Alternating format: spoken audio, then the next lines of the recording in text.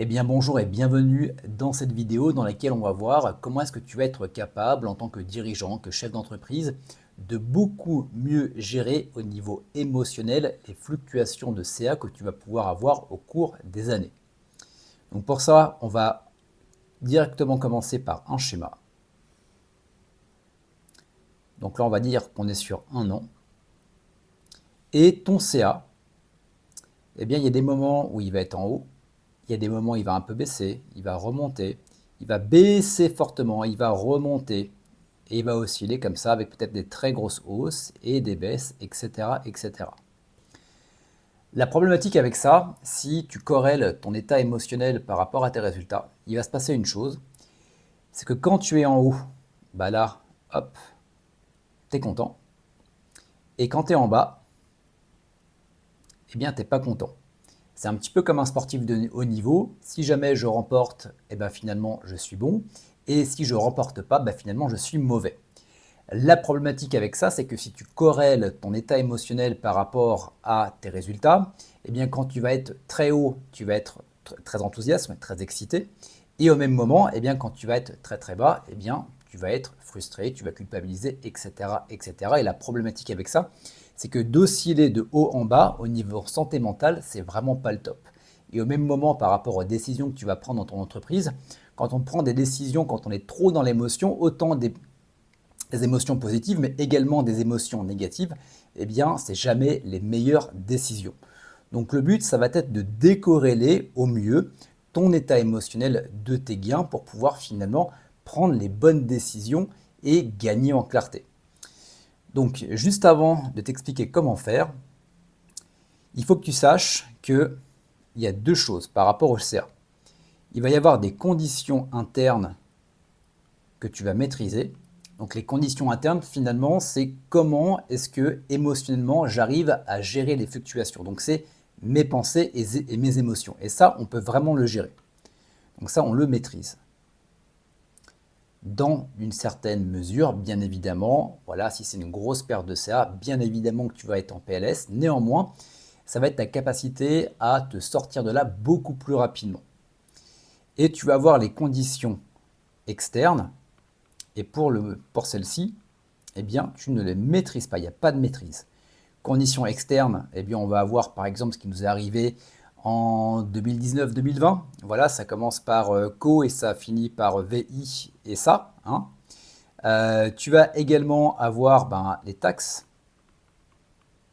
douanières, États-Unis, pour le moment, voilà, c'est d'actualité. Tu peux également avoir un gros client qui te dit au revoir. Moi, ça m'est arrivé. Une personne que je connais, voilà, qui est dans le domaine de la formation en ligne, elle a perdu l'ensemble de ses contrats avec un organisme de formation. Moins 50% de CA. Ok, ben voilà, ça tu ne maîtrises pas. Le truc, c'est que par rapport aux conditions extérieures, peu importe ton état émotionnel, eh bien derrière, ce qui va se passer, c'est que la condition extérieure, elle sera toujours là. T'as beau la subir, t'as beau te mettre en PLS, t'as beau éventuellement voilà, te dire c'est la faute à, etc. Eh bien, au même moment, la situation ne va pas changer. C'est exactement ce que j'apprends à des dirigeants et des entrepreneurs quand je les mets dans des bains glacés. Peu importe si tu subis ou pas, l'eau sera toujours au même endroit et sera toujours à la même température.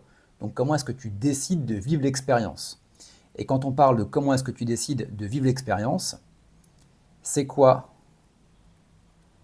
l'état d'esprit? Et ça va être propre à chacun. Ça peut être par exemple fort, confiant, lâcher prise. Lâcher prise pour les dirigeants, hein, au passage, pas évident, etc. Et après, c'est la posture. Et là, je vais être cash, hein. Soit tu as une posture de victime, soit tu as une posture de leader. Donc finalement, la différence entre la victime et le leader, c'est que pour le coup, la situation externe est la même, mais je ne la vis pas de la même manière.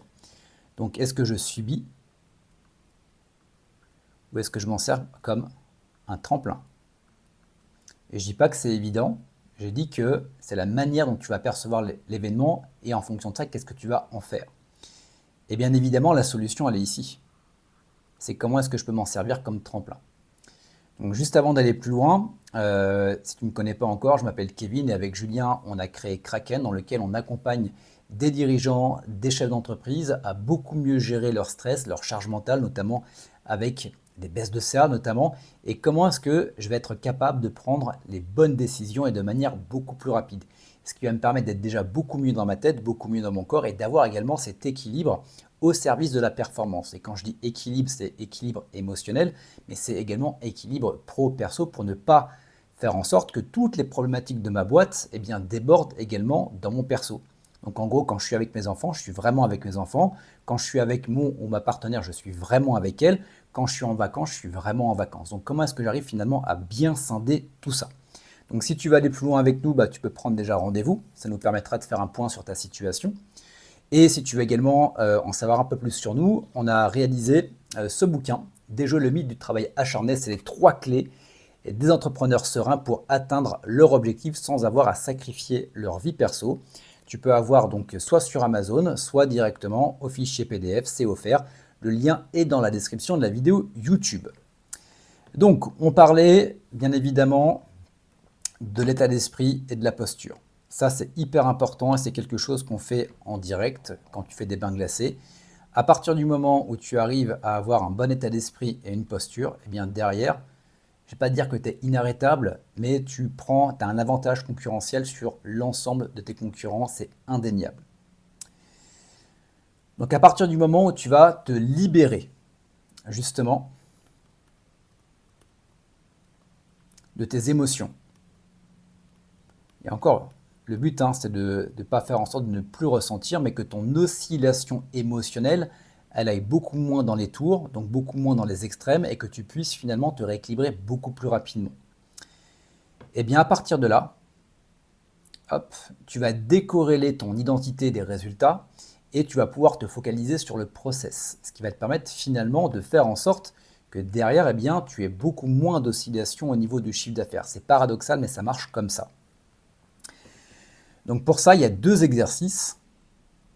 Et le premier exercice, alors les exercices que je te propose avec Julien, ils sont toujours très simples. Je ne dis pas qu'ils sont faciles, mais au même moment, si tu les appliques dans ta boîte, je peux te garantir que ça va être un game changer. Donc l'exercice numéro 1, c'est pour commencer à décorréler ton état émotionnel de tes résultats, il va y avoir 2 strates. La première strate qui va être la strate, on va dire comme l'iceberg, c'est la partie émergée, c'est d'aller voir finalement tous les bénéfices à ce que ton chiffre d'affaires y baisse. Donc ça va être par exemple quel process je peux mettre en place, à quel point ça soude mon équipe, qu'est-ce que ça me permet d'apprendre, de me rendre compte, etc., etc. Et d'aller voir après tous les inconvénients à ce que ton chiffre d'affaires, il augmente. Donc en gros, en quoi je me repose par exemple sur mes lauriers. Ok. Quelles décisions je ne prends pas quand c'est dans l'inconfort, enfin dans le confort pour le coup. Parce que généralement on bouge quand tout va mal, on ne bouge pas quand tout va bien. Qu'est-ce que je ne mets pas en place, que mes concurrents vont mettre en place, et comment à terme, peut-être qu'ils vont me passer devant et que là je vais réellement avoir une problématique de chiffre d'affaires. Ça, c'est un exercice qu'on fait également avec des athlètes de haut niveau, ou quand par exemple, et c'était le cas avec une athlète qui avait gagné sur des qualifications, qui avait mis à la ramasse l'ensemble de ses concurrentes, et on a été voir tous les inconvénients pour elle, et bien elle justement, elle se reposait sur ses lauriers, pendant que les autres, elles cravachaient pour derrière remporter sur la compétition. Donc en gros, elles étaient en train de la rattraper. Et à partir du moment où elle a capté ça, elle a fait « Putain, il faut que je me remette au travail ».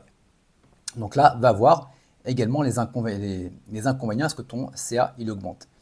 Et déjà, rien qu'en faisant ça, ça va te permettre, toi, de ton côté, de décorréler ton état émotionnel de ton chiffre d'affaires et de te focaliser sur le process dans les 2 cas. Donc ça, comme je te disais, c'était la strate numéro 1. C'est ce qui est un petit peu en surface, c'est ce qui est le plus facile à faire. Donc tu vois, je te fais en gros l'iceberg ici. Hein. Bon, c'est un iceberg, tu vois, donc ça c'était l'exercice numéro 1 ici. Et l'exercice numéro 2, c'est ce qu'il y a sous l'eau. Et ce qu'il y a sous l'eau, ça c'est ce qu'on appelle nous toujours les kraken. On n'a pas appelé la boîte pour rien. Kraken, c'est des peurs. Et les peurs, généralement, si on remonte ici, elles sont là. Quand le CAI baisse. Et bien là, ce que tu vas faire, c'est simplement, dans un premier temps, et c'est toujours pareil, hein, tu peux regarder les autres vidéos, c'est des basiques qu'on rabâche, mais voilà, on n'est pas sur du mindset bullshit. Il y a quelques exercices, il y en a 4 en tout, et à partir du moment où tu les masterises, et bien derrière, comme le dirait la pub, ça fait des chocs à pic. Et je peux te garantir que si tu fais ça, très simple, tu vas vraiment, ouais, voilà, ça va, encore une fois, game changer. Donc tu identifies quelles sont les véritables peurs. Et à partir du moment où tu les identifies, tu les notes sur une échelle de 0 à 10. 10, j'ai pas peur. 10, ouais, c'est très chaud. Ok. Et bah, par exemple, hein, une peur, ça peut être j'ai peur de devoir licencier. Ok. Tu as une vidéo sur comment arriver à gérer le licenciement. Lien dans le i comme information et dans la description. De fermer la boîte. On va le marquer comment, de fermer l'entreprise. Ça peut être de passer pour ce que tu veux hein, derrière. Voilà, on accompagnait également quelqu'un qui était dans le domaine du digital et il faisait des gros mois à 100 000, à 150 000 et forcément on l'attendait au tournant. Donc le mois où il fait à 20 000, bah, derrière, l'image qui en ressort est négative pour lui et il avait du mal à le gérer. Ou alors de dire ok c'est tout bien, voilà j'ai géré, maintenant je tombe à 10 000, à 10 000, à 20 000, à 30 000. Waouh, warning, peut-être que mon business va s'écrouler, il y a un truc auquel j'ai pas fait attention. Et tu passes un petit peu comme un bad trip. Hein. C'est comme si tu prenais des substances, tu vas très haut et au même moment tu retombes très bas. Tu le fais une fois de temps en temps, ça va. Tu le fais tous les mois, forcément, bah, tu perds des plumes au passage. Donc ça te permet également d'être beaucoup plus centré et derrière, au niveau mental et au niveau physique, d'être quand même beaucoup mieux. Donc hyper, hyper important. Ça peut être également, ça j'ai eu le cas récemment, un redressement juridique. Ok. Ça peut être également de te faire passer devant par tes concurrents. Voilà, ça arrive également avec un entrepreneur qu'on a accompagné. Il était en position numéro 1, il est passé en position numéro 2. Et donc là, c'était la fin pour lui. Il se dit, ok, les concurrents me sont passés devant et je suis presque à la porte de la 3e place. Et il voyait déjà la dégringolade. Donc le but, c'est que si tu focuses dessus, forcément, toute ton attention va se mettre dessus. Donc toutes les décisions que tu vas mettre en place va être par peur de ne pas descendre à la 3e place. Et non pas pour aller en position numéro 1. C'est tout con, mais rien que le fait de changer la manière de voir les choses, bah derrière, tu vas prendre des décisions qui vont être complètement différentes. Donc voilà pour ça. Comme tu peux le voir, alors non, autant pour moi. À partir du moment où tu as identifié, donc imaginons par exemple que ça soit, allez, la peur de devoir licencier. Ok. Eh bien, imagine que ta peur se produise. C'est quoi les bénéfices à ce que tu doives licencier?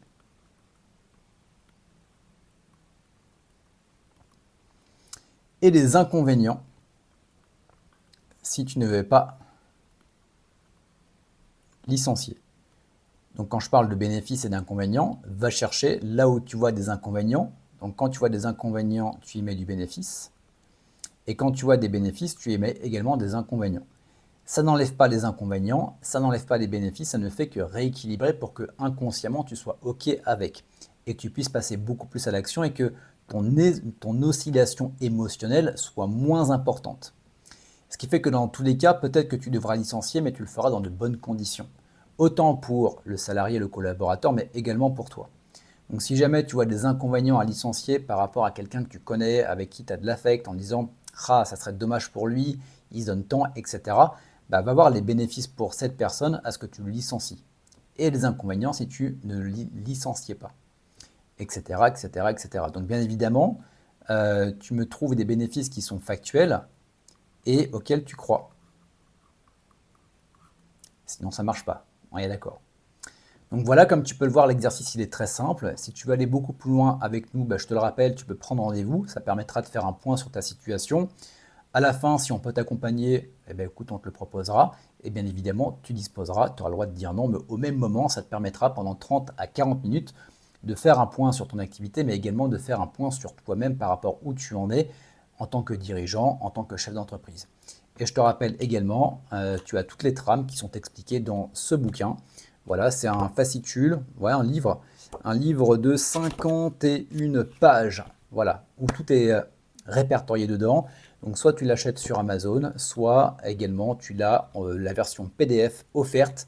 Lien en description de la vidéo YouTube. Voilà pour cette vidéo, on se retrouve très bientôt pour de nouveaux conseils.